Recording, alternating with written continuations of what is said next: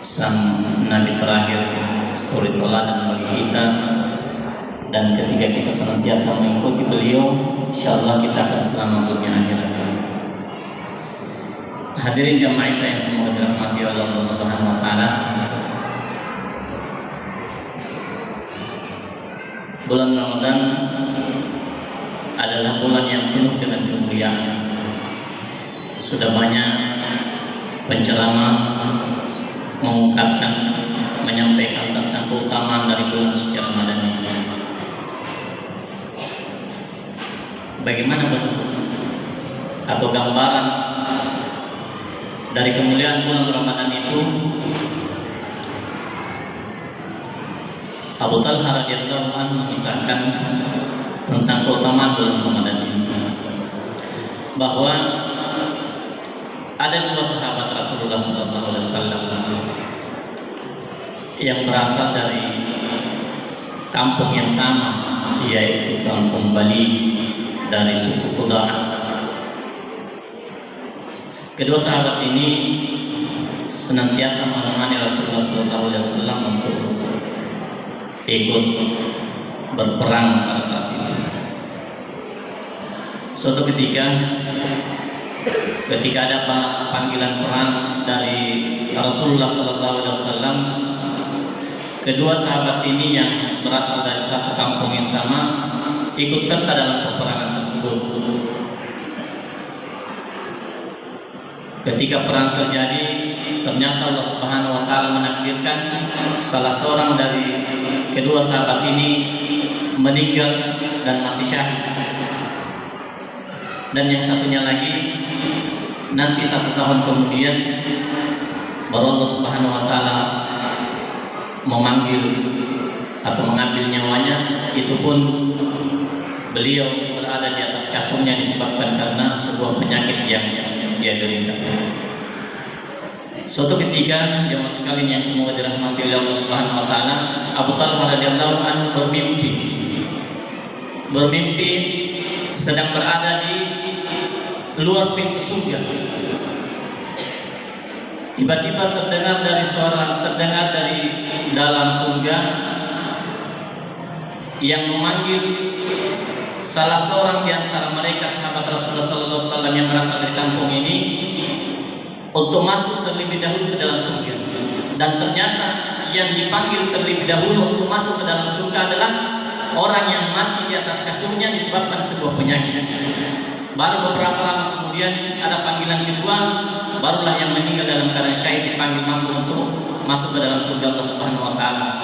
Dan setelah itu ada suara lagi yang menyatakan bahwa Abu Talha belum saatnya untuk dimasukkan ke dalam surga. Maka bangunlah Abu Talha radhiyallahu anhu. Jamaah kaum muslimin yang semoga dirahmati oleh Allah Subhanahu wa taala. Mimpi ini menjadi tanda tanya besar bagi Abu Talha radhiyallahu anhu. Kenapa? Karena dalam pikiran beliau, dalam pemahaman beliau, yang namanya orang mati syahid itu adalah sebuah kemuliaan yang besar di sisi Allah Subhanahu wa taala. Tetapi justru yang terjadi adalah orang yang meninggal di atas kasurnya dan menderita sebuah penyakit justru yang lebih dahulu dipanggil oleh Allah Subhanahu wa taala untuk masuk ke dalam surga. Maka karena merasa heran, maka kemudian Abu Talha radhiyallahu anhu mengabarkan kepada Rasulullah SAW tentang mimpi tersebut. Ketika diperhadapkan kepada Rasulullah SAW, apa kata Rasulullah SAW? Ata'jabun? Apakah kamu heran atau apa yang mengherankan kamu, Abu Talha? Bukankah orang yang pertama kali dipanggil oleh Allah Subhanahu wa taala masuk ke dalam surga itu telah diberikan kesempatan apa yang dia lakukan? Dia telah melakukan ibadah salat 5 waktu, ibadah salat sunnah selama 1 tahun itu dibandingkan dengan sahabatnya yang mati dalam keadaan syahid. Bahkan kata kunci dari Rasulullah SAW, dia telah dipertemukan 1 bulan suci Ramadan 1 kali. Bayangkan, hanya 1 kali dia pertemukan bulan suci Ramadan, maka Allah Subhanahu wa taala mengangkat derajatnya dengan setinggi-tingginya. Makanya kata Rasulullah SAW, ya Abu Talha, perbandingan antara sahabat yang meninggal dalam keadaan syahid dan meninggal di atas tempat tidurnya adalah perbandingan antara bumi kata Rasulullah SAW. Kenapa? Satu kata kunci yaitu dipertemukan dengan bulan yang mulia, bulan suci Ramadan. Makanya jamaah sekalian yang semua dirahmati oleh Allah Subhanahu wa taala, bersyukurlah kita masih dipertemukan oleh Allah Subhanahu wa taala bulan yang mulia, bulan yang penuh dengan kemuliaan, bulan yang penuh dengan keberkahan. Banyak saudara-saudara kita yang telah mendahului kita yang tidak lagi dipertemukan oleh Allah Subhanahu wa taala dengan bulan yang mulia ini. Sekali lagi mari kita bersyukur untuk memaksimalkan keberadaan bulan Ramadan agar kemudian kita terangkat derajat kita di sisi Allah Subhanahu wa taala. Jemaah kaum muslimin yang semoga dirahmati oleh Allah Subhanahu wa taala, salah satu bentuk kemuliaan bulan Ramadan adalah dilipat gandakannya pahala kita di sisi Allah Subhanahu wa taala. Berbicara tentang pelipat gandaan pahala ini, ada beberapa faktor yang menjadi pemicu akan dilipat gandakannya pahala seorang ketika dia melakukan amal ibadah di sisi Allah Subhanahu wa taala. Jadi antara A dengan B misalnya sama-sama melaksanakan menunaikan salat sunat 2 rakaat, antara A dan B itu tidak akan sama nilainya pahalanya di sisi Allah Subhanahu wa taala walaupun sama-sama melaksanakan salat sunat 2 rakaat. Apa penyebabnya? Yang pertama adalah karena faktor niat. Ketika niat kita kepada Allah Subhanahu wa taala, ketika kita beribadah kepada Allah Subhanahu wa taala, niat kita betul-betul mengharapkan ridha Allah Subhanahu wa taala, betul-betul menghadap Allah Subhanahu wa taala dengan ikhlas. Dan insya Allah itulah yang akan mengangkat derajat kita di sisi Allah Subhanahu wa taala. Ada sebuah kisah yang diriwayatkan oleh Imam Tirmizi bahwa di hari kemudian nanti kata Rasulullah SAW ada salah seorang umat Nabi Muhammad SAW yang diadili oleh Allah Subhanahu wa taala. Ketika itu Allah Subhanahu wa taala memegang catatan amal keburukan orang tersebut. Allah Subhanahu wa taala memegang 99 catatan amal keburukan orang tersebut. Setiap satu keburukan kata Rasulullah SAW sepanjang mata jauh memandang. Artinya 99 keburukan ini kualitas kemaksiatan yang dilakukan begitu luar biasa. Makanya kemudian Allah Subhanahu wa taala berkata kepada orang tersebut, apakah kamu mengingkari 99 keburukan ini? Kata orang tersebut, tidak ya Allah. Apakah malaikatku telah melakukan kezaliman? Apakah ada yang ditambah dari malaikatku catatan-catatannya sehingga sampai kepada 99 keburukan ini? Kata orang itu, tidak ya Allah. Kata Allah Subhanahu wa taala kembali bertanya, apa alasanmu untuk melakukan ini? Orang itu kemudian tidak menjawab. Kemudian Allah Subhanahu wa taala mengatakan, saat ini pada hari ini akan ditegakkan keadilan kata Allah Subhanahu wa taala.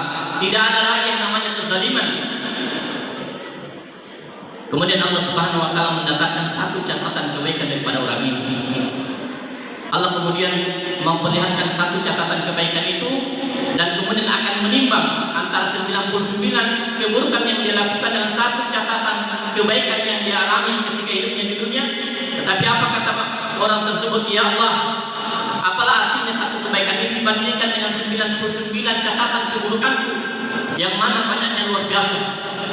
Kembali Allah Subhanahu wa taala mengatakan, ini adalah hari di mana keadilan akan ditegakkan, tidak ada kezaliman yang akan terjadi. Makanya kemudian ditimbang jemaah sekalian antara 99 catatan keburukannya dengan satu kebaikannya, dan ternyata ketika ditimbang satu catatan kebaikannya itu justru yang mengangkat derajatnya di sisi Allah Subhanahu wa taala. Apa satu catatan kebaikannya? Adalah kalimatul asyhadu alla ilaha illallah Muhammadar Rasulullah.